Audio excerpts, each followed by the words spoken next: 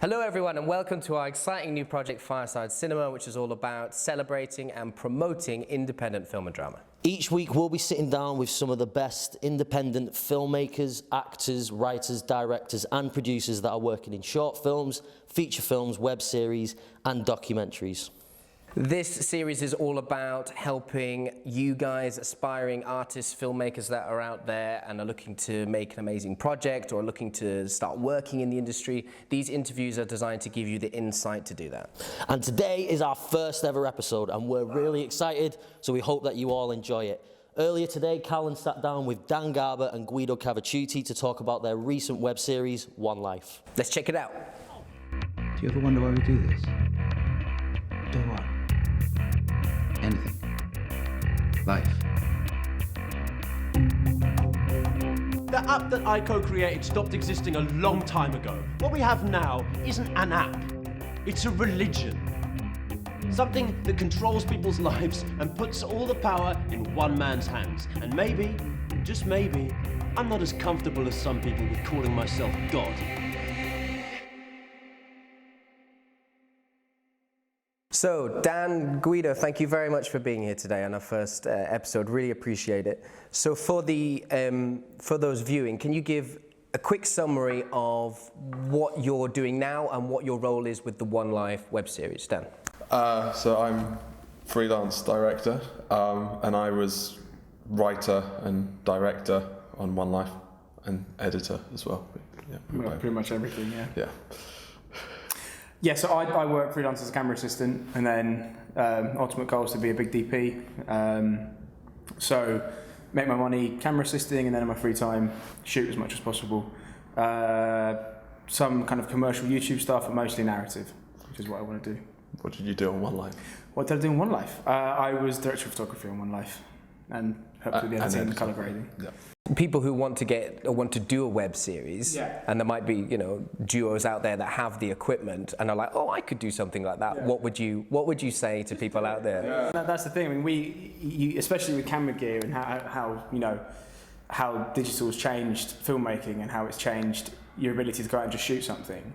With the ability of digital to shoot in low light and all that kind of stuff, you can just go out and make something. But there are rules out there for a reason, and listen to those rules and learn them, but then break them and don't be scared to kind of just go out there and make something. I think for us making One Life, what was always really important was that we made it properly. Even though there was only two of us, we wanted to make sure every role we were doing, we did properly. It wasn't just like, oh, here's a camera, let's just press go and see what happens. It was like, right, let's work out where we want the lights, where we want the camera, what we want to do, and let's take our time. And it's knowing what you want as well. Yeah. Knowing that you want it, that little things make such a difference. Like composition. Even like there were shoots where we had three sets of lights, and we thought, what can we do with these three sets of lights? And doing it in a creative way, and especially in terms of the actors, having a cast that was so willing to kind of work in that way, and having a team around you that's going to go, let's make this as nicely as possible and let's have fun making it as well. And that was the biggest thing, having loads of fun making it. Let's talk about the cast as well, because you've got some amazing actors, mostly from Drama Centre London. What's it like working with them, and why did you go for them specifically? Well, we did open auditions. They came and it just happened that most of the people who were cast were all from Drama Centre, but it was great. It was great working with them because I went to Drama Centre as well, so we had, we understood how each other worked. But my background was in theatre, so it was great to have all these actors who I knew had a theatre background, and to be able to go, right, should we do sort of 2 weeks of rehearsals? We'll go through it, or we'll bring that thing from the theatre that we do some rehearsals, and then when we got on set, it was sort of, I know it was just so easy because they knew what they were doing. It's like, right, I'll focus on the camera and the sound and the million other jobs that I've given myself.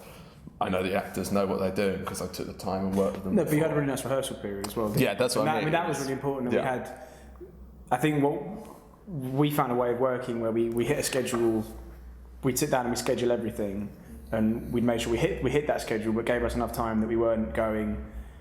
And I think what people fall into the trap a lot on kind of low budget shorts, low budget features, low budget web series and all that kind of stuff, of giving themselves too much to shoot in a very, very short period of time. So you end up going, let's just do it all in a wide, let's just do it all in one shot, and you lose the essence of actually doing it. Sorry. How much did you structure it in terms of like each shooting day? Were you like, right, we know exactly what we're going to shoot, we know exactly how we're going to, or was it quite organic on the day? And we made sure that we kind of went, here's the scene we want to shoot, here's how we want to shoot it. We made sure we got enough, we got all the kind of, standard wide, over shoulder, shot, reverse shot, and then we kind of went, how do we actually want to shoot this? What do we actually want to get out of this? Yeah. Is it a project where this is, you wanted to do this as a stepping stone to something, or did you do this because you wanted to do it and because it gave something back to everyone that was involved in it?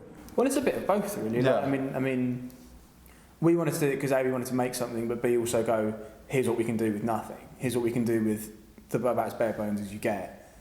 Not in like a kind of showing off way, but in a kind of way of going, here's what we can do, and you don't need everything else around it. I hope people don't watch it and go, God, this looks cheap as hell. Like it's one of those. It's a nice juxtaposition, especially for the actors. It's a good chance for them to go, let's do some film work in an environment where I'm not going to feel that pressured, where we're not going to turn around and go, we've got 5 minutes to do this shot and you've got a 10-minute monologue to do. Like let's do this properly. Just moving aside from that as well and going back to your sort of work in the industry, if you said you didn't go to drama school, but you're now working sort of full time. Tell me about that journey, how you got that. I mean, I'm quite fortunate that I come from my family's my father's in the film industry, so I kind of grown up around it. But it was very much a case of, we talk about both of us wanting to be actors. At uni, I spent most of my time putting plays on and making films and all that kind of stuff, and it kind of just. It grows into a progression where just get involved and you'll find a way. Like get involved and work hard. And one of the biggest things is just have fun and be nice to work with. You work with so many people that are fucking so many people.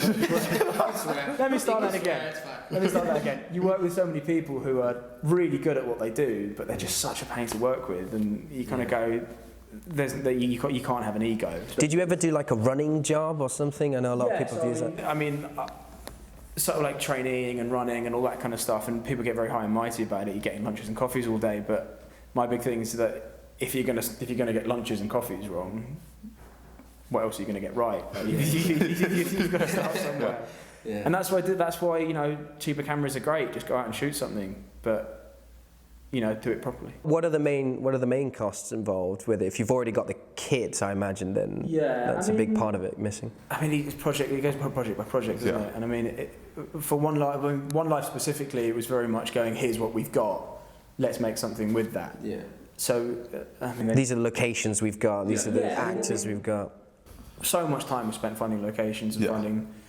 But again, we were very lucky that we had a very good team. We had actors willing to pitch in, and what was nice about it was everyone kind of fell into their roles. I never asked the actors to set lights and move camera gear. It was always a case of, Dan, go and work with the actors. I'll set this scene up and we'll think about shooting it. But everyone pitched in the right way. Yeah.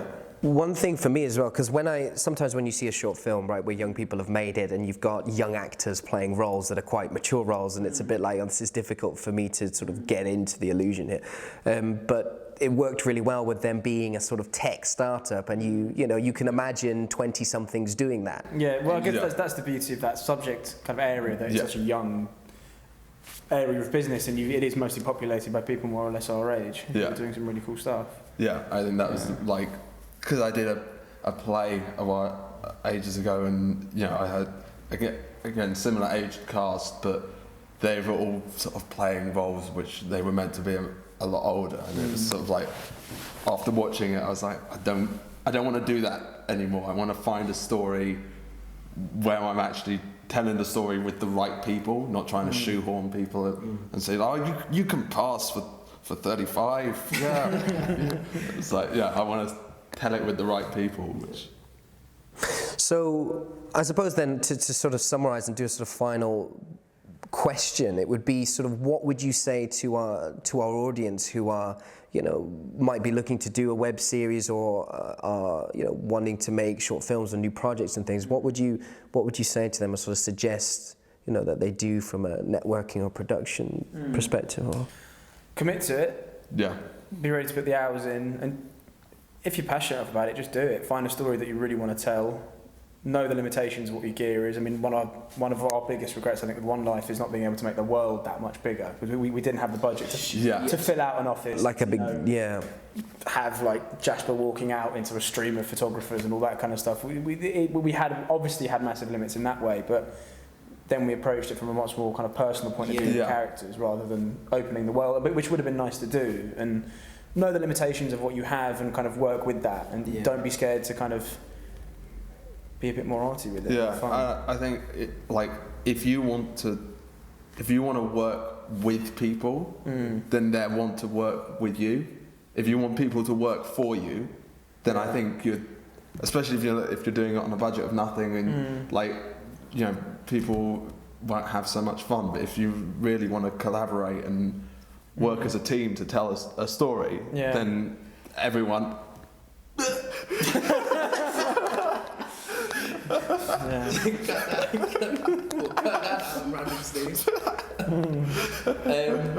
Cool. So where can people see One Life? Can people see One Life? Yes, everyone can see it. It's on YouTube, and it's also on our website of www.winwoodgroup.co.uk/onelife. Perfect. Cool. Winwood Group One Life into YouTube. Yeah. Wicked. Check it out, everybody. Thanks very much for being here today, guys. Cheers. Thank you.